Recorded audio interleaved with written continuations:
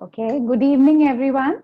I, Deepa Chaudhary, Vice President, Anand Global Foundation, welcome Mr. Jitesh Khanna, an entrepreneur, art and literature lover. He has been associated with a world renowned Buddhist NGO for more than a decade. He believes in adding value to society by involvement in many social programs and youth development activities. He has been featured on CNBC Awaaz Entrepreneur Program. Poetry is the heart of everything he does. Also, he is working on a book of his quotes. He has been influenced and inspired by Persian poets like Jalaluddin Rumi, Arabic poets, and above all by the great Pablo Neruda. He believes that poetry is the expression of one's humanity. We welcome you, Mr. Jitesh Khanna. Okay, so our today's topic of discussion is ultimate purpose of education. What do we understand by it? I feel education today is to make every human to be a better person with love for oneself, others, and for the nation. It enables the person with ignorance to awareness of life. The true purpose is to make minds, not careers. So, Team Anand has also been taking workshops in schools on various on life skills. So, Mr. Jitesh, what do you feel is the true purpose of education, especially in this time of pandemic, when one cannot attend school or college and education is mostly happening online? So, can we just share some views? Thank you so much, Deepa, first of all, for giving me this wonderful platform. And congratulations for all the wonderful work that Anon is doing for so many years. And yeah, the topic of today's discussion is the real purpose of education. Yeah. So we have put real. So education has many purposes, but the real purpose of education, I primarily feel, even in the pandemic or no pandemic, is happiness. So if you loosely see, if you talk to anybody, any human being, and if you go and check their prayers, what are they praying for, what are they asking for in life, there are a lot of things that they ask. Money, they will ask for career, they will ask for a better spouse. But the most common thing that people generally ask is happiness. So the very human pursuit of happiness, I think, is the topmost pursuit in any human being's life. So that is the purpose of education. So the purpose of education is to create happy human beings, people who can go out in the society and change the world. So for centuries, we have been hearing about changing the society, changing the world, all sorts of things. But ultimately, how does it start? And I think it starts from the very grassroots. It starts from the way they are taught. The kind of human beings that we develop. So there's a great misconception in the world, that the purpose education is only to get a job. That's what people feel. That Yes. you study, you get a job, you get a salary, and you get a great income. You get wealth, and then probably the life is easier and happier, which is not the truth. I work with a lot of people, and I know a lot of people who are extremely wealthy, but they are very depressed. I know a lot of people who are very famous. They have a lot of fame, fortune, and life, and yet there's a emptiness in their life. So that is why I have always talked about the two kind of happiness that are there in our lives. One is the relative happiness and one is the absolute happiness. The relative happiness is very simple. Deepa, you want a car, you're very happy. You're happy for a few days. Next day, the next door neighbor's son comes and scratches the car and you're very unhappy. You're depressed. You're praying for a great salary Yes, hike, a sure. job. You get the job, you're very happy. And the moment you lose the job, you go into depression. So any happiness that is based on outside circumstances is relative happiness. Whereas absolute happiness is this sense of contentment, fulfillment that comes into your life, the sense of joy that comes into your life. The moment you can feel that you're alive, there's so many opportunities are there. So that is absolute happiness. So the very purpose of education is to create people who can actually tap into the inner joy, inner riches of life. People who can go out and give hope to people, to create wonderful happy people, people who are not who don't see other people as threat, people who are always willing to learn, people who are always willing to share, people who are confident in their abilities. They respect other people's abilities. They're respect other people's potential, people who can give hope instead of pulling other people down. So pandemic or no pandemic, the very purpose of education, I feel, is to create happy people. I have seen extremely educated people in my life, people who have tons of degrees, people who are, endorsed by big companies, big people, people who have got great certificates, people who have got great life skills. But I have seldom seen extremely happy people. Happiness is always inside us. And if the education can tap into that potential of a student, that is real happiness. So my own personal struggle when I was in school, I was not academically that great, and they would only judge a child by the academics, so they would not see the whole package. I might be great at a lot of other things, but they would only see, oh, he's not getting good marks, maybe he's dumb, he's not good enough. And that is the trauma a lot of children go through. If you see history, the greatest people in history have been dropouts. Greatest people in history have been people who have been told that they are dumb, they are not good enough, they can't do it, and they have turned out to be the most amazing people. So the very purpose of education is to actually go deeper than the grades and to see a child as the child is. And it is very important for the teachers to understand that they have to really, really tap into that potential within a child. So the purpose of education is to cultivate wisdom, not knowledge. So knowledge comes, but knowledge never distills to wisdom all the time. I know a lot of knowledgeable people I keep meeting, and they say one of the dumbest things I've heard. In fact, I have seen them, they are more self-centered, they're more arrogant, they're more, they are more, they have a lot of, they don't believe in other people's potential at all. And then I know a lot of people who might not have great degrees, but they are so wise, they're so Humble. good at people's skills, humble. I think there's something very attractive about being humble. I meet a lot of people who have zero ego. And when I meet them, it is such a joy sitting with them. Hours pass by and you feel like nothing has happened. So the purpose of education is to create such individuals. The purpose of education is not to create children who are there to always get good grades. So imagine there are two kinds of people. One who is ready to learn all his life, and one who is always trying to get the best grades, trying to get the best degrees and tags and stuff. Out of the two, the first one, who's always running after learning, will always grow in life. He will always be happier. He'll always be content. In terms of adversity, he'll be able to handle the adversity better. People who are always running after grades, the moment they face some kind of a failure, adversity, I have seen most of them crumble and fall, because their whole life is centered towards achieving that goal. For them, everything else, humanity, the world, doesn't matter a lot. So this is a very rapidly changing world, Deepa. And in this rapidly changing world, people who are able to adapt with the world, who are able to understand other people, who are able to bring out their best potential, they will only survive. Otherwise, people who are centered only towards getting grades and degrees and arrogance, for such people, I don't see a very long-term future, because I've seen such people easily get bogged down by life, easily get depressed, easily get negative, cynical. So, we need to really understand that a lot of kids are not physically same, they're not intellectually same, but they're morally same. A lot of children who are stronger than other children, better at sports. I was not exceptionally good at sports. I was very good at art. I was very good at literature. And then later on, I started developing a taste for good sports. Now you're excelling in that also. Yeah. So now you're excelling in that. Exactly. Yeah. If you expect the greatest musicians in the world to be great literature people, that would have been a disaster. A musician cannot be a writer cannot be a musician. Like I always say, this Buddhist analogy of cherry, peach, plum, and damson. A cherry cannot become peach, a peach cannot become a damson cannot become a plum. A cherry can become the best cherry, a peach can become the best peach. I can become the best me, I cannot become someone else, and becoming someone else is a waste of time. So the very purpose of education is to find out that great quality that is within me. And that is the job of a teacher. And that's what these wonderful teachers have been doing. So if you remember in your own life, sorry, you were saying something.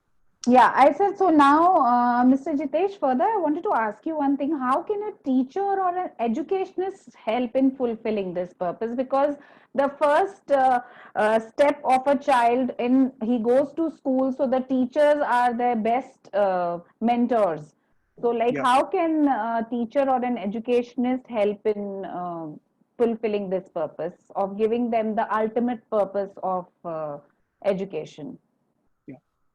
So see, if you see right now in the times of pandemic, the teachers are already doing a lot. I continuously watch my child taking the classes, online classes, and I have noticed few wonderful things that are happening. So of course, these teachers are already doing a lot. They are also stuck in the pandemic. They have their own household work. They have their own children. Teachers are parents too, you know, and they have their own spouses. They have their own parents, their in-laws, and at the same time, there is no help available for teachers. I'm saying, and on top of that, they have to prepare material every day. So if you see every day there is a class, and every day they have to prepare something and prepare it efficiently, because online classes is a completely new thing. You have to put in an extra effort into that. And they are going through the same mental emotional trauma or crisis like everybody else. But I still see them going all out, you know, and I still see them really, really, doing, no matter what the circumstances at home, doing their best. So the best thing a teacher can right now do, or always do, in general, I really feel, is to foster the passion of children. So a teacher has to have a one-to-one interaction with a child. One of the advices when I talk to teachers, I always tell them is that instead of being a teacher, become their best friend, become somebody Definitely. they can trust. Yeah, become teachers, child should always feel, okay, so and so sir and ma'am is my well wisher, डांट भी रहे हैं या कुछ भी कह रहे हैं, but ultimately what they really want for me is to have a great life. So ठीक है, if they're telling me something strictly, the purpose behind is a wish that I'll do better in life. So teachers have to, the role of a teacher is to actually create the future of a nation. The future of a nation is such a widely used term everywhere. Actually, it's the teachers who create the future of the nation. Children spend a big amount of their time in schools, grooming in schools. So the teachers are the one that create that kind of a atmosphere where these children are able to bring out their best potential. So a teacher, passing on the examination and all that, I'm sure a teacher will want the student to have the best grades. But the teachers have to very mindfully understand their children. They have to have that one-to-one equation with the children. It all comes down to the one-to-one interaction that you have with your child. So in a class, a teacher pretty much knows, okay, this 5% of these children not doing well. Why not focus on those 5% and encourage them? Because if you understand, if you study those 5% children, they are bad at studies, so they are always teased and called a dumb student in the class. When they go back home, because of the pressure they teach, parents also say the same things to them, put all sorts of negative trauma in their head. And and these children start developing this whole narrative inside them that they're not good enough, they're not as good as other children. Other children are good, but they can't ever be like that. So if a teacher starts encouraging those children, and those children will not become perfect overnight. It'll be a long process, maybe a month, 2 months, 3 months, 4 months, a year. But a teacher has to put in that extra effort into the child's life, know the child's life. I think the first rule is to know your student. So it might be that the child is slow at learning. We have a lot of counselors, we have a lot of people who come to schools and take care of that. Or the child might be facing some issues at home, or the child must be having those common complexes that a lot of children have. So once you know the child, once you know his psyche, you can put an extra customized kind of an effort into his life or her life and help push him a little of self-confidence. And then then everything is on track. So for the teacher, it is very important to listen intently to a student, to their ideas, and respond positively and with interest and respect. So a lot of times children give us a lot of offbeat ideas and we laugh at them. We might take it very non-seriously, but children take it very seriously. So to respect them, to give them attention, and that encourages the students to trust their own insight, also to trust the teacher. And here a very important point is humbly listening to them. It is not about sitting there listening and judging them, humbly listening to them. Sometimes children teach us the most amazing lessons. And Yes. anybody can teach you. Anybody is a teacher in life. So if you see, the future is, they say, is all automation. The future is all AI, artificial intelligence. A lot of jobs will be gone. A lot of people will have to start different industries. New industries will come up. And for that, they will need some extra education and all that. That is all fine. Ultimately, it is the human-to-human interaction. If you're able to tell a child that whatever ideas he has are unique, his own. They're not good or bad, they're ideas. And he can continuously keep developing better ideas. It's like drawing. When you start drawing, initially you make very bad drawings, unless you're a prodigy.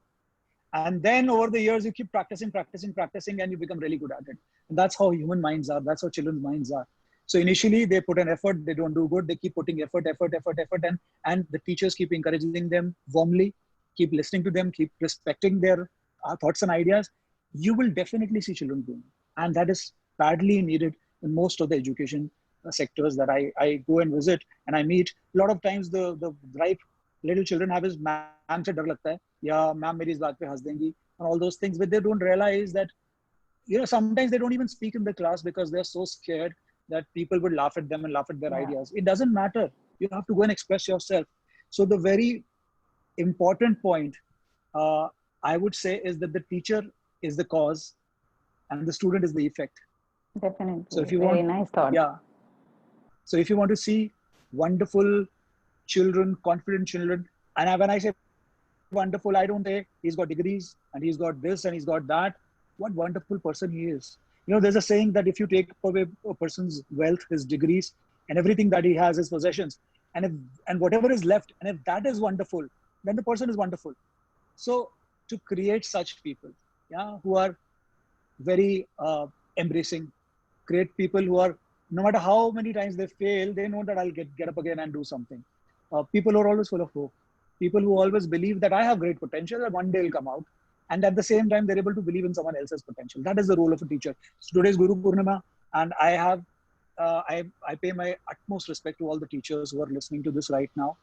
You have a great job and great mission, more than even parents. You are, that is the reason, if you see, I'm very fond of the poetry of Kabir, and Kabir very clearly says that if there is God and Guru in front of you, the first person you need to go and bow down to is the Guru. Because only through the Guru you're able to know the divine.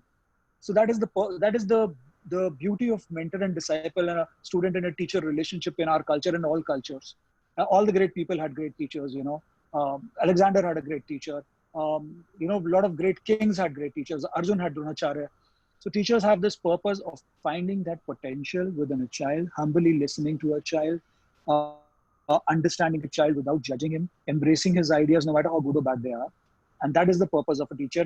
And pandemic, no pandemic, this is how a teacher needs to fight. Currently in the pandemic, they are doing more than one can imagine. And I really feel and I really feel that all that effort that they're putting in, even if nobody is able to appreciate this, somewhere the cause and effect is there in life. They're going to get back the same joy and warmth in their own life, in their own families. So whatever we give comes back to us. So how beautifully I continuously observe my son's classes, and and it's very difficult to take online classes, I'm telling you, because it's a very new concept. Difficult. Sometimes it's very difficult to give instructions. Sometimes children are fiddling with the microphones and still have so much patience. And then finishing all that, going back to your household work, I have developed immense respect for I've always had immense respect for teachers, but this pandemic made me realize how important these unsung heroes are. These soldiers are. Teachers are I feel there are soldiers there at the border. They're I have immense regard and respect, and I revere them. At the same time, there are soldiers here who are fighting the ignorance. Like you said, the very purpose of education is to defeat ignorance. And what is the ignorance? The ignorance is that I cannot do it. That is the greatest ignorance. The greatest ignorance is that I cannot do it, someone else can do it. The moment we don't accept our potential and don't accept anybody else's potential, we create a wide gap in society. We create a wide gap in our heart. That is ignorance. The moment we believe that we can do anything, we can overcome anything, that is overcoming ignorance. So that's how I wanted to answer this question primarily. Patient listening, humble listening to a student, creating that one-to-one human interaction, that bond. That is very important. And if the teacher is able to do that, then I think the sky is the limit.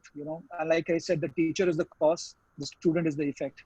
So the more the wonderful the teacher becomes, the more the wonderful the student's life glows and grows. And I think there can't be a more noble job in the world.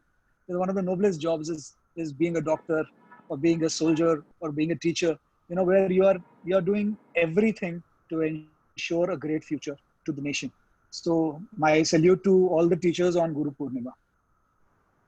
Thank you, Mr. Jitesh, for coming on this auspicious day of Guru Purnima. Thank you so Thank you much. so much. So, Mr. Jitesh, how can a parent contribute in this purpose? Like parents are the role models for their children. So, how can they contribute to tell their children the ultimate purpose of education and how they can achieve it? Most parents don't realize that home is a school too. You know, they have this notion that children will go to a school and learn and come back. Whereas it is actually very incorrect thought. They go to a school to develop their abilities, but they come back home to pick up habits. So, the best way to take care of children in this pandemic, primarily I'm talking about this pandemic, is taking care of yourself. And I'll repeat it. So the best way to take care of children right now in this pandemic is to take care of yourself first. So your own life state, especially because a parent's life state affects the life state of a child. I remember when I was a child and my father was a businessman and he would come back home stressed and tense because of some deal going wrong. And I used to feel so sad. I used to feel so low. Ki kya ho gaya? I never knew what happened. But just seeing the face of my father, who was very low and stressed, my life condition would dip. My life state would dip. So a child's well-being begins with the parent's well-being. Yeah. So this is a very important point. So the best way to take care of a child in the pandemic is taking care of your own health, your own mental health, your own well-being. A child's well-being begins with the parent's well-being. Children don't learn from the things that you say. हम बच्चों को advice बहुत देते हैं. We say the most glorious thing in front of our children. We say the most wonderful things. We say the most wisest thing in front of our children. But they watch you. They don't listen to what you say, but rather they watch how you handle situations, how you handle Keep stress, how do you observing. handle. Exactly. Children are extremely sharp at Great observing. observers. How you handle a crisis, how you handle a tough situation, how you handle pressure, teaches them how to handle things. How you handle relationships, including a relationship with your spouse, a relationship with your parents. They watch how you treat your parents. They watch how you treat your wife. They watch how you treat your husband. And that's how they learn. That's the biggest lessons that they learn in life. So the most important thing for a parent is to be contributive and not critical towards children. Yeah. So the first point that I focused on was to take care of children, first take care of yourself. And the second point is don't be critical towards them. So a lot of children, when they come back home, parents start comparing them. Okay, Sharma ji ka beta itne marks le aaya. My friend's son got this, that.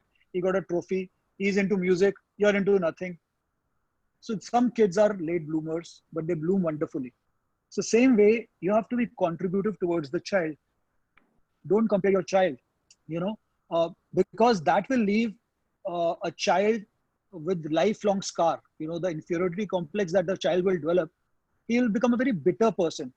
So it is always better to know your children more and understand what triggers them. What is something that you not need to say in front of them. Right now parents are multitasking at home. In fact, the same situation, like I said about teachers, same situation is with everybody. They're living in joint families. Some are living in nuclear families. They don't have help. They're at home, working from home, at the same time taking care of all sorts of other things. There's a lot of pressure. They're juggling multiple roles. If you see parents, they will be taking care of offices, they will be taking care of food, they're taking care of cleaning, they're taking care of their own parents if they're there. And at the same time, they're trying to do the best for their children. So, and if you see the latest surveys that are happening, mental health problems have risen 20%. Yeah, because people living in the same space are somewhere getting stressed. There are more confrontations happening. So be very mindful when you say or shout or talk back to your spouse, because for you it might be a 10-second situation, but the child would keep it for next 10 years in his head. So it is very important to work on your own mental health. And now how to do it? It's very simple. And I know I've done it and I've been doing it for the last few months, and really, really helps. So please remember to take care of yourself and relax. So there's a term called used as me time. So have a me time every day. So what I do is, Deepa, I get up early mornings. I get up at 5 o'clock in the morning. I'm an early riser. My son gets up somewhere around 7ish. 6ish, my wife gets up. So I have like 5 to 6, 7. I have this time where everybody's sleeping. And then I listen to some great motivational talk. I listen to some amazing piece of music. I've been lately listening to a lot of Beethoven, a lot of Western classical, piano, so a lot of great stuff. At the same time, I'm reading a lot of wonderful books at that time. At that time, I try to enjoy a cup of tea. Yeah. So it's very important for teachers to, parents to do light exercise at this time, daily basis. Maybe a walk inside the living room or in the balcony or in the veranda, wherever they can, depending on the size of their houses. They can do it in the drawing room or a hall, a little bit of walking. Music, I will highly recommend. If you can put on some headphones and listen to some great music, music really helps you relieve stress. So even if 10 minutes or 20 minutes of music would really help you a lot. It will change your mood. Meditation, if you can do it. So there are a lot of wonderful apps out there which you can use and which have the timing, 10-minute meditation, 20 minutes meditation, 5 minutes meditation. So according to the time in hand, please meditate. It's great for your neurons. A lot of other things that you can do, but these are just some of the suggestions. But what I'm trying to tell you is that when you do these things, they serve a very powerful purpose. They shift your focus away from anxiety. They shift your focus away from towards positivity and joy. Music is amazing. It really, really uplifts your life. Meditation is amazing. Exercise is amazing. Watching a movie is amazing. Please probably go back to some nice movie.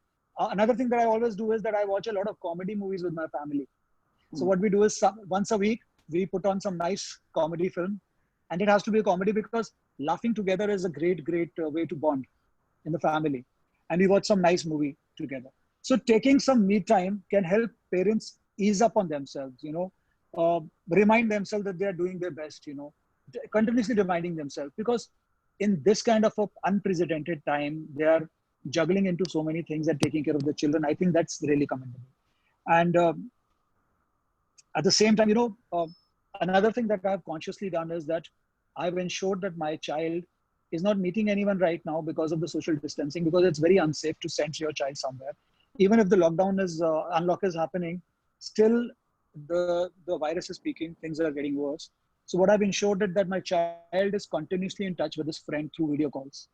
So I've created these little groups where he contacts his friends. So one of the conscious things that I did was I told my wife to call up the mothers and encourage them to, make the children talk to each other on the video chat, face to face, because nothing can replace meeting your friends, being with them. At my age also, I love being with my friends. In the evening when I'm hanging out with my friend at some good restaurant, having a few drinks with them, eating food with them, or just having a cup of tea with them, it is absolute joy. Being with friends is the greatest stress buster that is out there. Children cannot have that, but they have to realize they live in a society. They live in a world which is an interconnected world. So I have consciously made sure that my son continuously meets and talks with them on face-to-face basis on these apps. Your children do not require expensive toys right now. If you're ordering them online or elaborate preparations, what your children really need is for you to understand them deeply. It's a great time to bond with the family. You're saving a lot of time on traveling.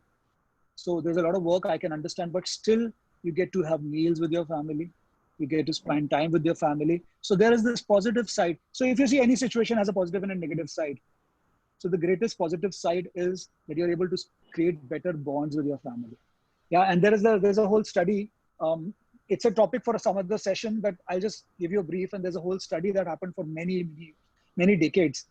And they were observing a lot of youngsters who grew up, had families, and then they realized who are the happiest.